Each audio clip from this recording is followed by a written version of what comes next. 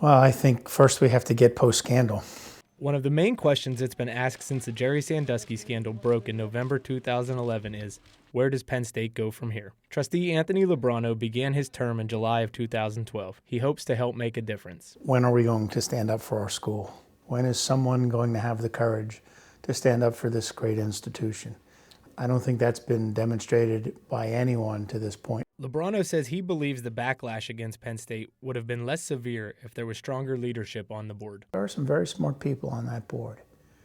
And I think November 9th they found themselves in a very tenuous situation. And unfortunately, they didn't have the leadership that was needed. Lubrano says the leadership failure started at the top with former chairwoman Karen Peets, who stepped down from her position in January.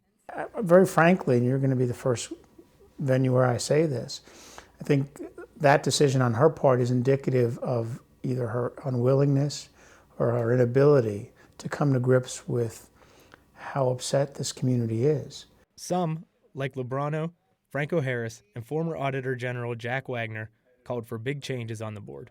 Reduction of the board from 32 to a smaller number. That to me is very important because I think in order to have an effective board, you need to have obviously an engaged board, but you need to be able to get to them quickly. He also wants to see the university president become a non-voting member and the governor removed from the Board of Trustees.